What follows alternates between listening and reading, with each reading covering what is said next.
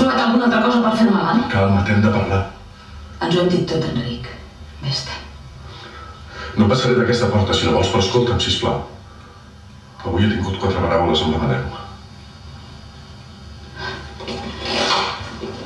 Tenim a fam que parlis amb qui deixis de parlar.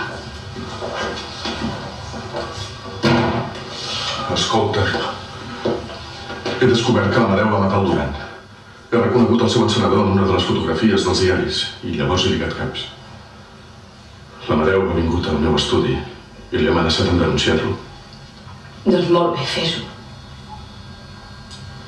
M'ha dit que té una cinta que et compromet.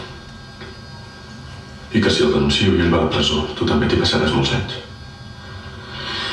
Doncs sí, ja ho saps. Em pot acusar de la mort del doctor Foraster. Mira, ja saps com ensorrar-me. No cal ni que em denunciïs directament. Podràs quedar-te amb la consciència ben tranquil·la. No ho puc fer. Només he vingut per avisar-te. Ha intentat dissimular, però estava desesperat. La policia tard o d'hora el detindrà i si ell cau, tu també cauràs. I a tu què t'importa el que em passi? No vull que et podreixis en una presó. Vés-te'n. Seria inútil, Enric. Amb tu me n'hauria anat sense importar-me on, però ara ja tant me fa que em pugui passar.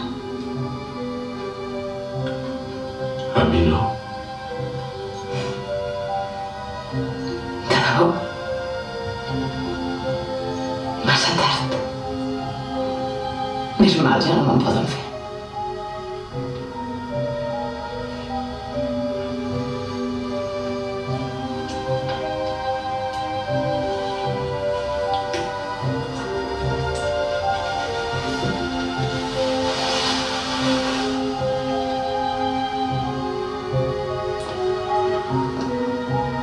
Per més anys que passin, per més lluny que sigui, sempre que pensi en tu sentiré que t'he fet mal sense saber què feia.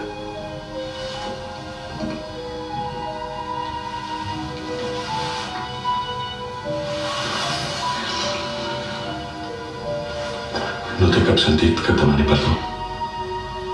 Cap sentit, oi? No.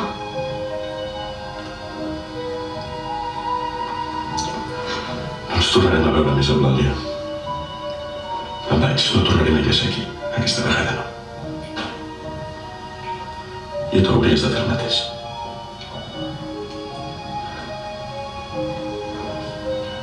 No ens diguem adéu, Enric.